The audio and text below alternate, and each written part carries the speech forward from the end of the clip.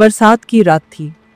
झोपड़ी की छत से पानी टपक टपक कर मिट्टी के फर्श पर जमा हो रहा था। ठंडी हवा अंदर तक चुभ रही थी। अरे सुनो सुरेश, ये छत तो अब बिल्कुल नहीं टिकेगी। हर तरफ से पानी टपक रहा है। क्या करूं कावेरी, दिन रात मजदूरी करके भी छप्पर बदलने लायक पैसे नहीं जुटते। ऊपर से ये बरसात, लगता है जैसे जान लेकर ही मानेगी। बाबा, ये पानी मेरी चारपाई तक आ गया। मैं कहाँ सोऊं? बिटिया, तू मेरी गोद में लेट जा।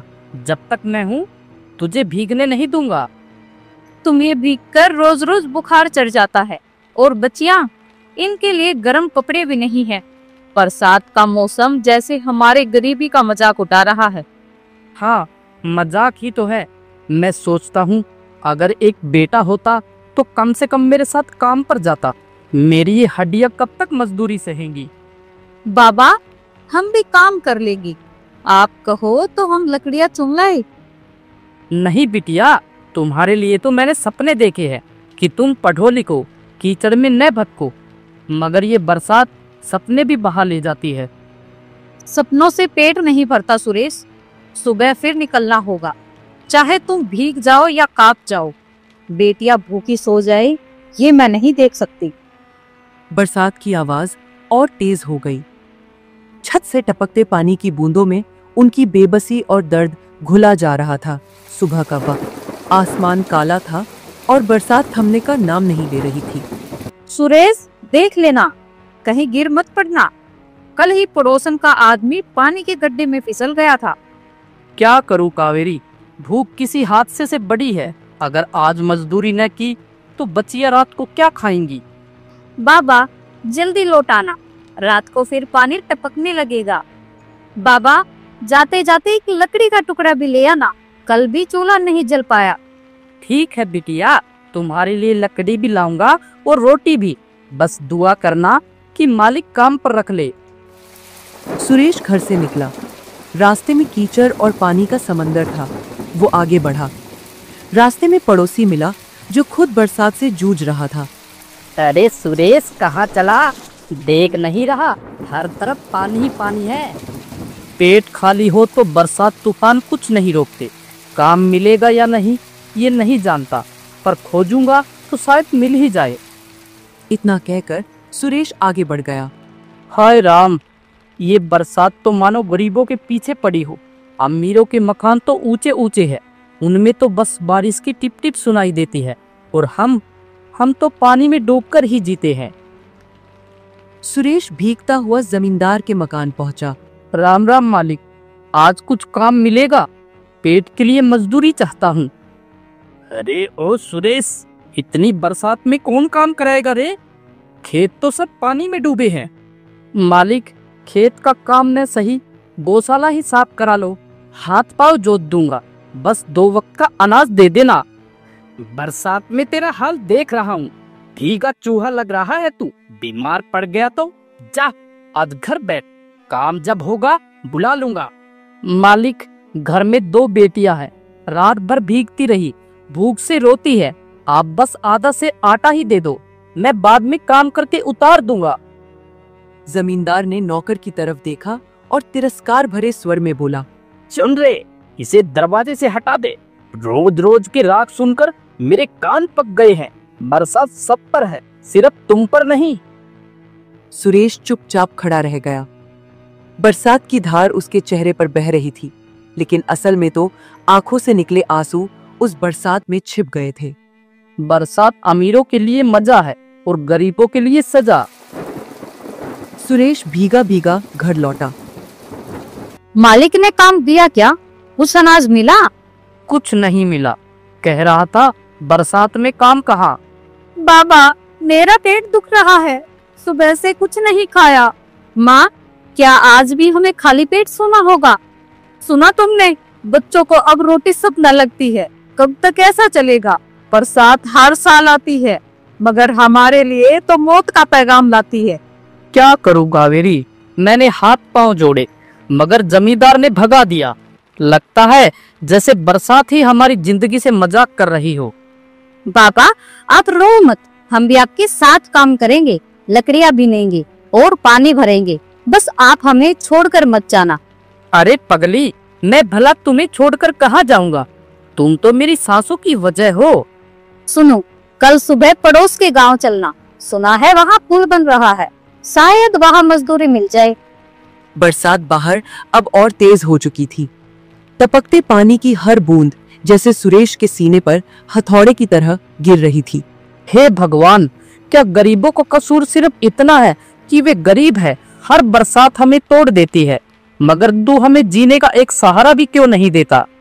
सुबह का आसमान फिर से काला था। कावेरी और दोनों बेटियां दरवाजे तक उसे विदा करने आईं। सुरेश, आज तो कुछ काम मिल जाए, वरना बच्चों की हालत देख मेरा कलेजा फट जाएगा।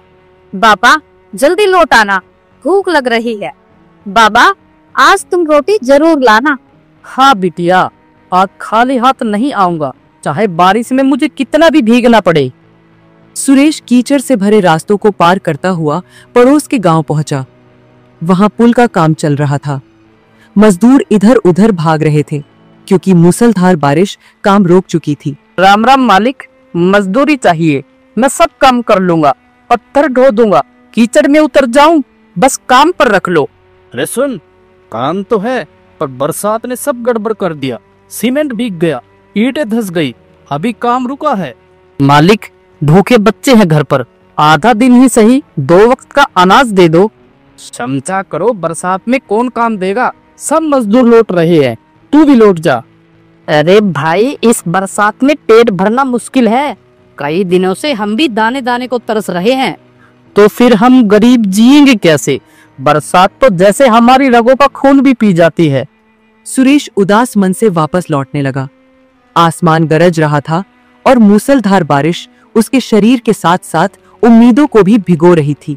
सुरेश कीचड़ से लथपथ, भीगे कपड़े पहने उदास होकर घर की ओर लौट रहा था। रास्ते में जमींदार का बड़ा मकान पड़ता था। बरामदे में खड़ा जमींदार बरसात देख रहा था।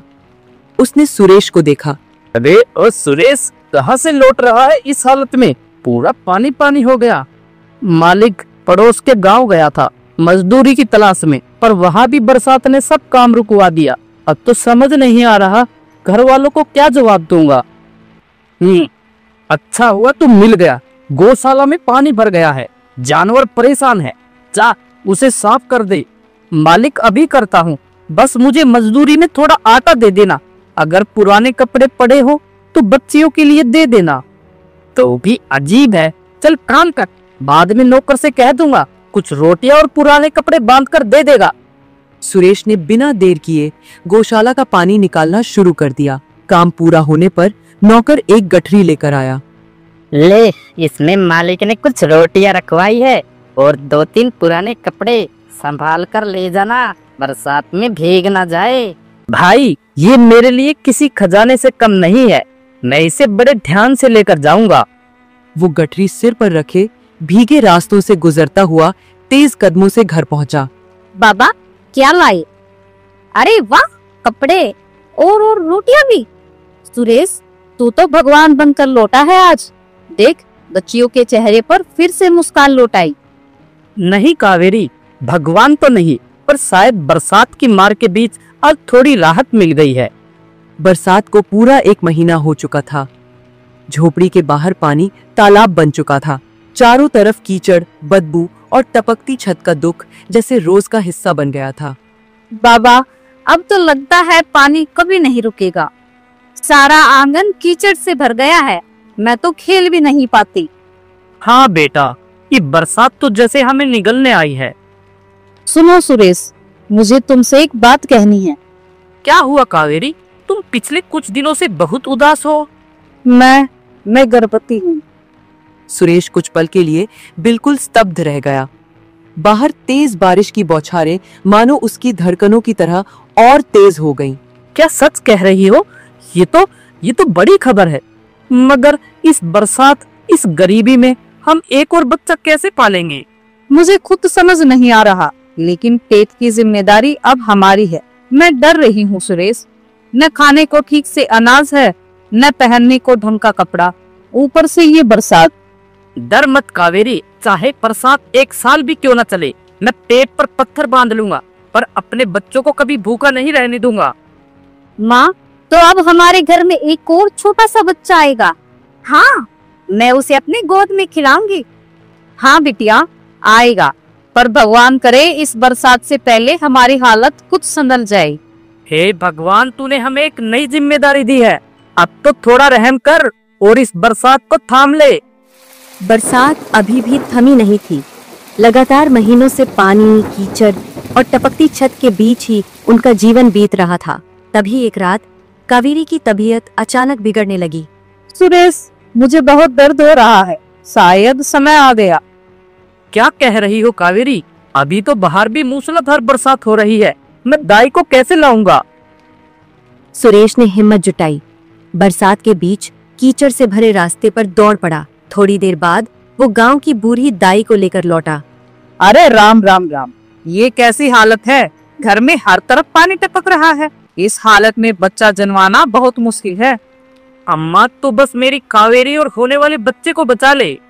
सुरेश, अगर मुझे कुछ हो गया तो बच्चियों को संभाल लेना।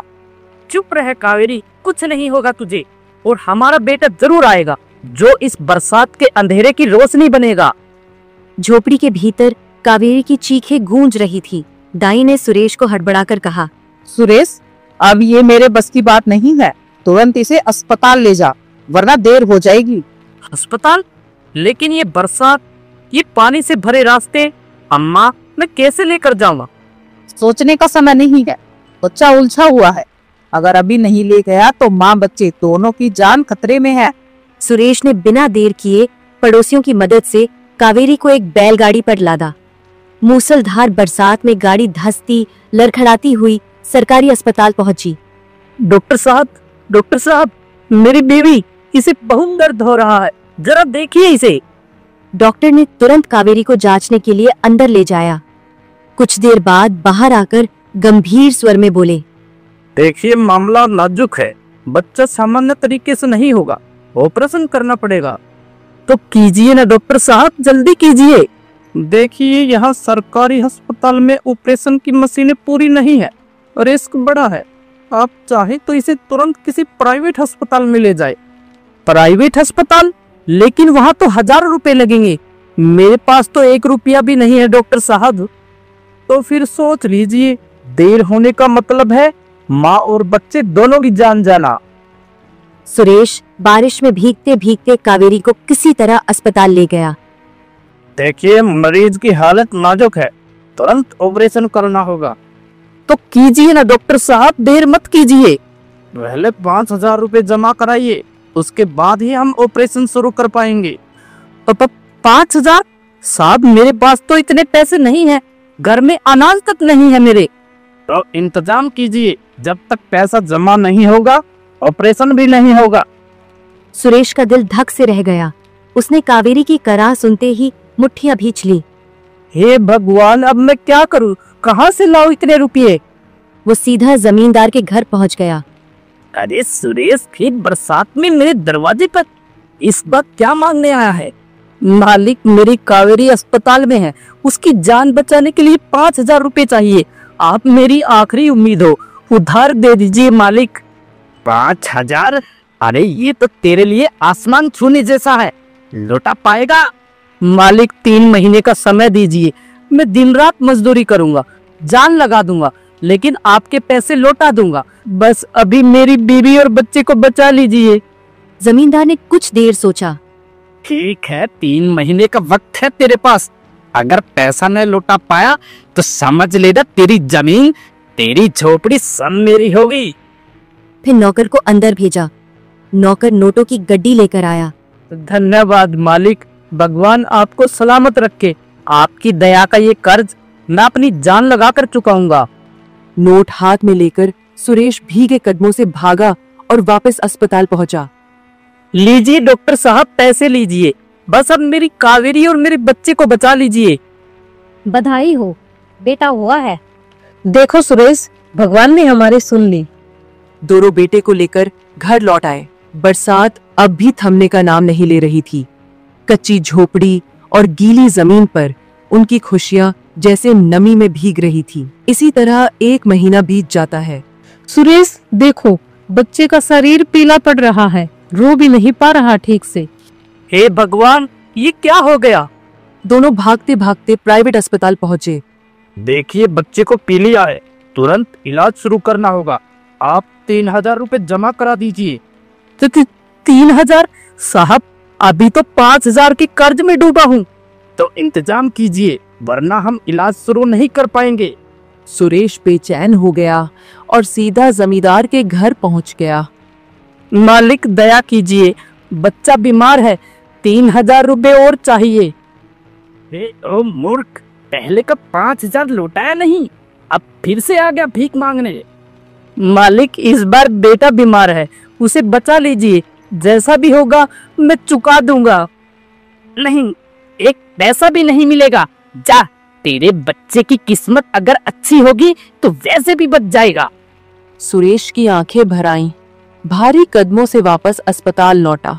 डॉक्टर साहब, मैं पैसे नहीं जुटा पाया, आप बस इलाज शुरू कर दीजिए। देखिए, नियम सबके लिए बराबर है, पैसे के बिना कुछ नहीं हो सकता।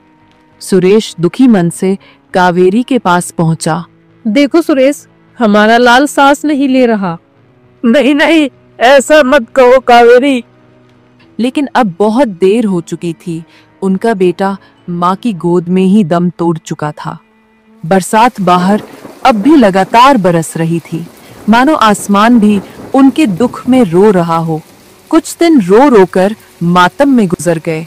एक दिन कावेरी ने कहा, सुनते हो, चलो ये घर बेचकर शहर चलते हैं, जो कुछ पैसा आएगा उससे वही कोई अपना रोजगार खोल लेंगे। मैं भी कोई काम कर लूंगी, कम से कम जिंदा तो रहेंगे। इस तरह तो पैसे के अभाव में एक एक करके हम सब मर जाएंगे। ठीक कहा तुमने कावेरी, सर पर अपनी न सही, किराए की छत तो होगी, शरीर पर ठंड से बचने के लिए गर्म कपड़े तो होंगे। यहाँ तो हर दिन बरसात हमें डुबा देगी, अब और नहीं सहा जाता। फिर 2-4 दिन बाद वो लोग अपना घर जमींदार को बेचकर शहर चले गए। बहुत समय पहले की बात है। एक घने जंगल के किनारे एक छोटी सी झोपड़ी में एक गरीब लकड़हारा अपनी 2 बेटियों के साथ रहा करता था। बड़ी बेटी का नाम चंद्रा था और छोटी का नाम धरा। उनके पिता एक मेहनती और ईमानदार इंसान थे। वो हर सुबह सूरज उगने से पहले जंगल में लकड़ियां काटने जाते और शाम तक उन्हें पास के गांव में बेचकर कुछ पैसे ले आते। उन्हीं पैसों से उनकी झोपड़ी का चूल्हा जलता और 2 वक्त की रोटी मिलती। एक बार लकड़हारा सख्त बीमार पड़ जाता है। चंद्रा, धरा, शायद अब मैं ज्यादा दिन तुम्हारे साथ रह ना सकूं। अगर मुझे कुछ हो जाए तो एक दूसरे का कभी भी साथ ना छोड़ना, यही मेरी आखिरी इच्छा है। ऐसा मत कहिए बाबा, आप ठीक हो जाएंगे। मैं गांव से वैद्य बुला लाती हूँ। हम आपकी सेवा करेंगे बाबा, आप हमें छोड़कर मत जाइए। कुछ समय के बाद लकड़हारे की आंखें बंद हो जाती हैं। दोनों बहनें फूट फूट के रो पड़ती हैं। और एक दिन की बात है, राजा चंद्रसेन जंगल में शिकार करने के लिए गए हुए होते हैं। उनके साथ उनका दोस्त सुशांत भी था। राजा चंद्रसेन ने 2 तीतरों का शिकार किया और अपने दोस्त को उन्हें पकाने के लिए कहा। शानदार, अब तो मैंने पकाओ, मैं जरा उस पेड़ के नीचे आराम करता हूँ। हाँ महाराज, आज आपको अपने दोस्त के हाथ का बेहतरीन स्वाद मिलेगा।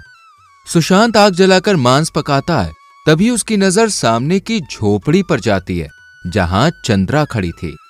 इतनी सुंदर कन्या कौन हो सकती है ये सोचकर सुशांत चंद्रा की झोपड़ी की तरफ चल पड़ता है। जी, मैं राजा चंद्रसेन का मित्र हूँ, हम शिकार पर आए, उधर मांस पका रहा था और आपकी ओर नजर पड़ गई। जी, हम यहीं रहते हैं, कुछ जरूरत थी क्या? जरूरत तो अब आपको जानने की हो गई है। इसी बीच जलने की बदबू आती है। ओह, लगता है मांस जल गया। सुशांत जल्दी से वहां लौटा जहां मांस पक रहा था। चंद्रा भी उसके पीछे पीछे आती है। हटो, मैं देखती हूँ। वो कुशलता से जलता मांस हटा देती है और नए सिरे से बनाना शुरू करती है। तुम तो जैसे बहुत बार मांस बना चुकी हो ऐसा लग रहा है। जब जीवन कठिन हो तो बहुत कुछ सीखना पड़ता है। कुछ देर के बाद सुशांत पका हुआ मांस लेकर राजा के पास लौटता है। राजा ने जब मांस खाया तो हैरान रह गया। अरे वाह, आज तो कमाल कर दिया सुशांत, ऐसा स्वाद तो कभी नहीं आया।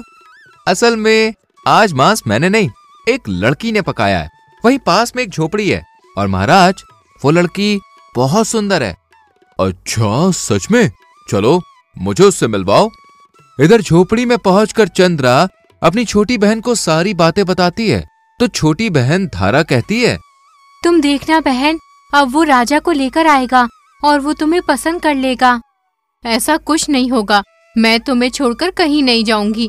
मुझे पिताजी का वचन याद है, उन्होंने अंतिम समय में कहा था कि एक दूसरे का साथ कभी मत छोड़ना। दीदी, मैं आपको साथ छोड़ने की नहीं कह रही। अगर राजा तुम्हें अपने साथ ले जाए तो तुम जाना, लेकिन मेरा नाम मत लेना, मैं पीछे पीछे आ जाऊंगी। धरा बाहर जाती है और कुछ देर के बाद छोटे छोटे सफेद फूलों की गठरी लेकर लौटती है। बहन, जब राजा तुम्हें ले जाए तो पूरे रास्ते इन्हें गिराती रहना, मैं इन्हीं के सहारे तुम्हें खोज लूंगी। हम अलग जरूर होंगे पर दूर कभी नहीं। सारी बात समझाने के बाद छोटी बहन धरा झोपड़ी से निकलकर पास के पेड़ के पीछे छुप गई। तभी राजा चंद्रसेन और उसका मित्र सुशांत वहां पहुंचे। देवी, आप इस घने जंगल में अकेली क्यों रहती हैं? मैं यहाँ अपने माता पिता के साथ रहती थी। मेरी माँ तो बहुत पहले ही इस दुनिया से चली गई और मेरे पिता लकड़हारे थे। लकड़ियाँ काट कर बेचते तो चूल्हा जलता था, पर कुछ दिन पहले ही वो भी चल बसे। अब इस दुनिया में मेरा कोई नहीं है, इसलिए मैं अकेली ही रहती हूँ। अरे, इतनी सुंदर और गुणी कन्या अकेले? ये तो अन्याय है देवी। यदि आप स्वीकार करें तो मैं आपको अपनी रानी बनाना चाहता हूँ। महाराज, आप ये क्या कह रहे हैं? ये मेरे दिल की आवाज है। आप मेरे साथ चलिए मेरे महल में। अब से आपको किसी भी दुख का सामना अकेले नहीं करना होगा। चंद्रा को छोटी बहन की बातें याद आई। वो धीरे से सर झुकाकर तैयार हो गई। चंद्रा ने वो सफेद फूलों की गठरी उठा ली और राजा के घोड़े पर उसके पीछे बैठ गई। रास्ते में चंद्रा धीरे धीरे एक एक सफेद फूल गिराने लगी। उधर झोपड़ी के पास छुपी धरा बाहर निकली और उन फूलों के निशान का पीछा करते हुए बहन के पीछे पीछे चल पड़ी। राजा चंद्रसेन चंद्रा को लेकर सीधे महल पहुंचे। वहां पहले से ही उनकी पहली रानी और उनकी माँ रहती थी। पहली रानी बहुत ही घमंडी और नखरीली स्वभाव की थी और अभी तक वो राजा को कोई संतान भी नहीं दे पाई थी।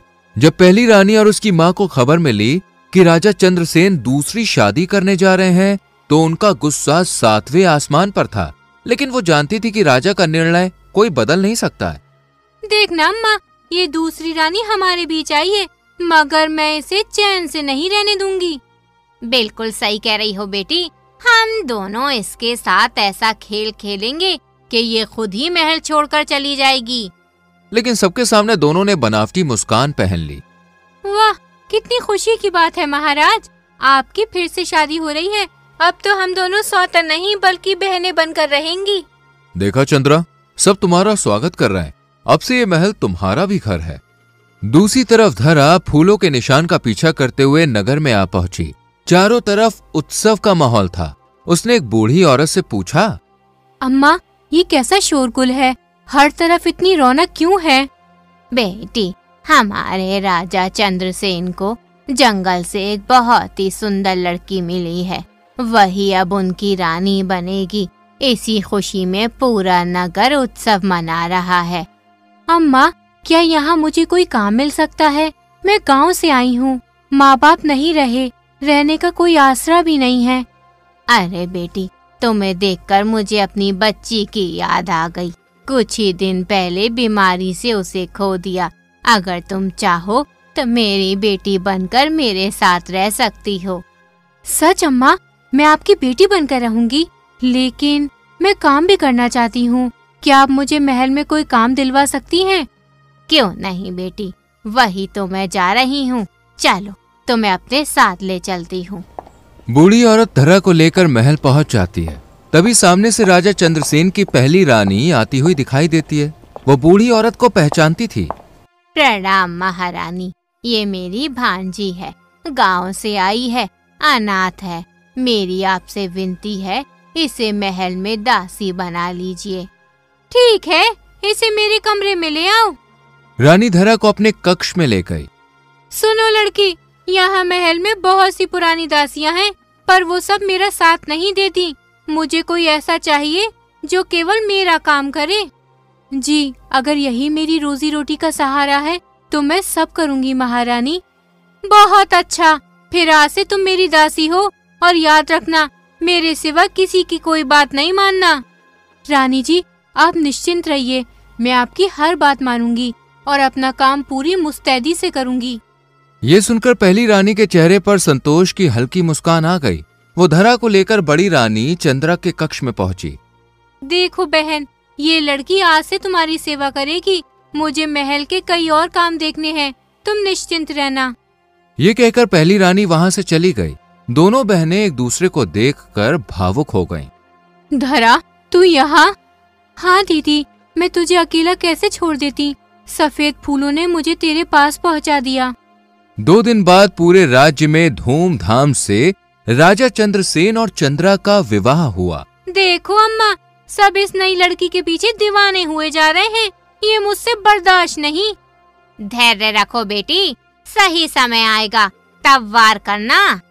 इस बीच धरा दिन रात पहली रानी के साथ रहकर उसके इरादों को समझने की कोशिश करती है, लेकिन उसके मन में भय बना रहता है कि कहीं कोई बड़ी साजिश ना हो जाए। कुछ महीनों के बाद महल में एक सुखद समाचार गूंजा। नई रानी चंद्रा गर्भवती हो गई थी, लेकिन ये खबर पहली रानी पर वज्रपात की तरह गिरी। अम्मा, अब तो सब कुछ हाथ से निकल जाएगा। जब ये बच्चा पैदा होगा मेरी कोई अहमियत नहीं रहेगी।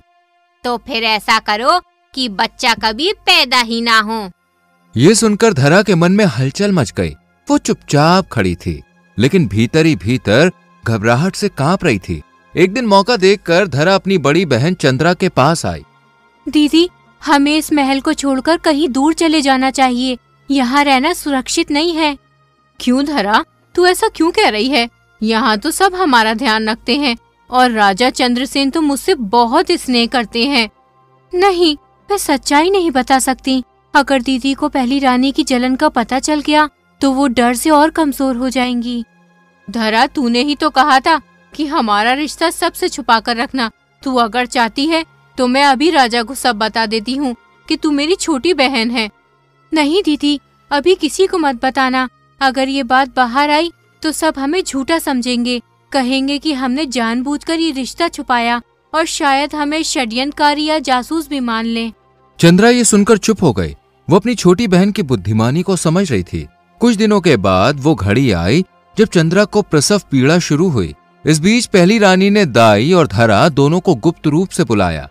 सुनो, जैसे ही बच्चा पैदा हो इसे खत्म कर देना और उसकी जगह बिल्ली का बच्चा रख देना। और जैसा आप चाहे महारानी। थोड़ी ही देर में बच्चे की किलकारी सुनाई दी, लेकिन जन्म के तुरंत बाद ही दाई ने बेहोश माँ चंद्रा के पास से शिशु को उठाया और धरा की ओर बढ़ा दिया। लो, ऐसे ले जाओ और याद रखना, ये बात किसी को पता नहीं चलनी चाहिए। धरा कांपते हाथों से उस नवजात को कपड़े में लपेटकर जल्दी से महल से बाहर भागी। हे भगवान, मैं अपनी ही बहन के बच्चे को इस हालत में छुपा कर ले जा रही हूँ। अगर मैंने ऐसा ना किया तो पहली रानी इसे सचमुच मार डालेगी। धरा सीधे बूढ़ी अम्मा के घर पहुंची और बच्चे को उसकी गोद में रख दिया। अम्मा, इस बच्चे को अभी छुपा लो, इसे बकरी का दूध पिलाकर पालो। मैं शाम तक आकर इसे संभाल लूंगी। ठीक है बेटी, मैं तुझसे कोई सवाल नहीं करूंगी। जैसा तू कहेगी वैसा करूंगी। उधर महल में दाई ने योजना के अनुसार बिल्ली का बच्चा चंद्रा के पास रख दिया। बेहोश चंद्रा को कुछ भी पता नहीं चला। जब धरा महल में वापस पहुंची तो उसने देखा कि चारों तरफ कोहराम मचा हुआ है। हाय हाय, कैसी अनहोनी! महारानी ने मनुष्य नहीं बल्कि बिल्ली का बच्चा जन्म दिया है।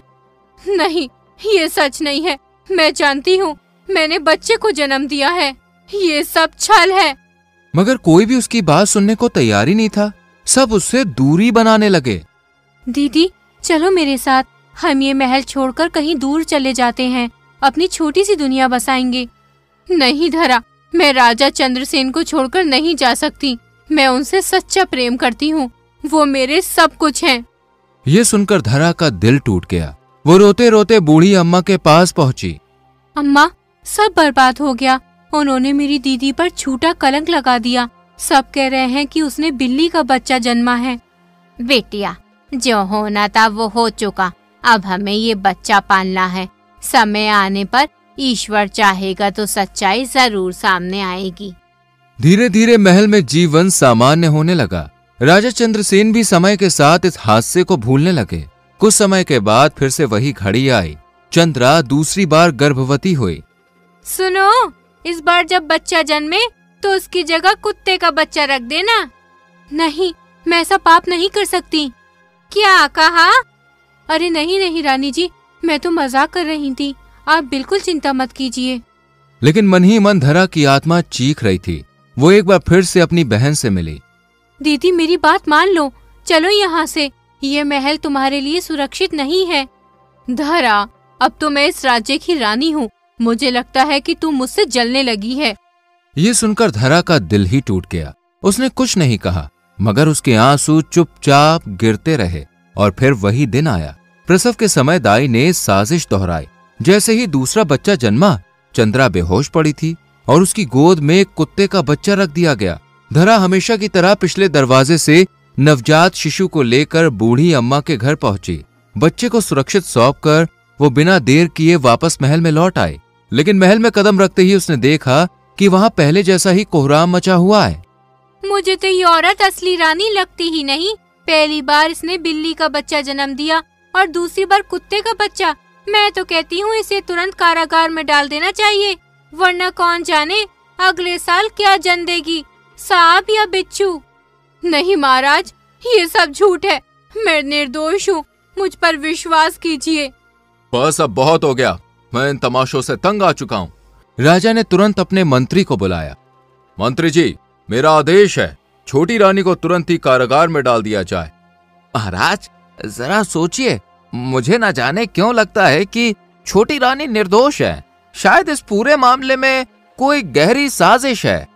मंत्री जी, आप मेरे आदेश की अवहेलना कर रहे हैं। नहीं महाराज, जैसा आप चाहें। मंत्री की लाख कोशिशों के बावजूद राजा ने उसकी एक ना सुनी और चंद्रा को कारागार में डाल दिया गया। समय बीतने लगा।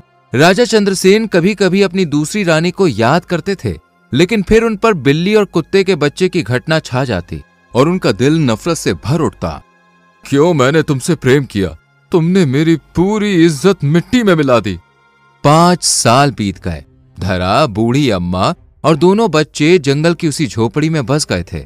बच्चों की किलकारियों से वो सुनसान जंगल अब फिर से आबाद सा लगने लगा। एक दिन राजा चंद्रसेन अपने मंत्री के साथ शिकार खेलने के लिए उसी जंगल में आए। 2 नन्हे मुन्ने बच्चे बेहद सुंदर लकड़ी के घोड़ों को पकड़कर नदी किनारे आए और हंसते हंसते अपने घोड़ों को पानी पिलाने लगे। मंत्री जी, ये क्या अजीब बात है, लकड़ी के घोड़े भी कभी पानी पीते हैं क्या?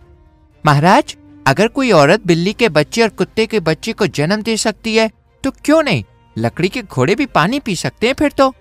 ये सुनते ही राजा और मंत्री दोनों के चेहरे पर गहरी हैरानी थी। ये किसने सिखाया तुम्हें? हमारी मौसी ने। बच्चों, क्या तुम अपनी मौसी के पास मुझे ले चलोगे? दोनों बच्चे राजा और मंत्री को लेकर जंगल की उसी पुरानी झोपड़ी में पहुंचे। जैसे ही राजा ने उस झोपड़ी को देखा, उसकी आंखों के सामने पुरानी यादें ताजा हो गईं। वही जगह जहां से वो चंद्रा को अपने साथ लाया था। तभी धरा और बूढ़ी अम्मा निकलकर सामने आई। लड़की, मुझे सच सच बता, ये बच्चे कौन है और ये सब मामला क्या है? महाराज, कुछ साल पहले जब आप इस झोपड़ी से मेरी बड़ी बहन को अपने साथ ले गए थे, उसी वक्त मुझे अंदेशा था कि राजमहल की ऊंची दीवारों के भीतर साजिशी और षड्यंत्र पनपते हैं। साफ साफ कहो, ये बच्चे आखिर किसके हैं? महाराज, सच ये है कि आपकी दूसरी रानी निर्दोष है। जब उसने संतान को जन्म दिया, बड़ी रानी और दाई ने मिलकर असली बच्चे को छिपाकर उसकी जगह कुत्ते और बिल्ली के बच्चे रख दिए और ये दोनों नन्हे मुन्ने बच्चे कोई और नहीं बल्कि आपके ही सपूत हैं। मेरे बेटे, मेरे लाल, मैं कैसे अंधा हो गया कि तुम्हारी माँ की सच्चाई पर शक करता रहा। अब मैं उस दुष्ट रानी को जीवित नहीं छोड़ूंगा। उसने मेरे बच्चों पर हाथ डाला, मेरी रानी को कलंकित किया। नहीं महाराज, क्रोध से कभी न्याय नहीं होता। मेरी बहन बड़ी नेक दिल है, मुझे यकीन है वो भी उसे माफ कर देगी। सजा से वो समय वापस नहीं आएगा। जो उसने कारागार में काटा है। राजा अपने दोनों बच्चों के साथ महल पहुंचता है। रानी, मुझे माफ कर दो, मैं अंधा हो गया था, तुम्हें कारागार में डालकर मैंने बहुत बड़ा अपराध किया है, पर आज मैं तुम्हें मुक्त करने आया हूँ। मुझे सारी सच्चाई मालूम हो गई है। कारागार से छोटी रानी बाहर आई और उसकी आंखों से खुशी और दुख दोनों के आंसू बहने लगे। तभी बड़ी रानी को दरबार में लाया गया। रानी, आज तुम्हें अधिकार है कि तुम इस दुष्ट बड़ी रानी को कैसी भी सजा सुना सकती हो। नहीं महाराज, गुजरा हुआ समय लौटकर नहीं आ सकता और ये सब मेरे भाग्य में लिखा था, इसलिए मैं इसे कोई सजा नहीं दूंगी। मुझे माफ कर दो, मैं अपनी भूल की आग में जल रही हूँ।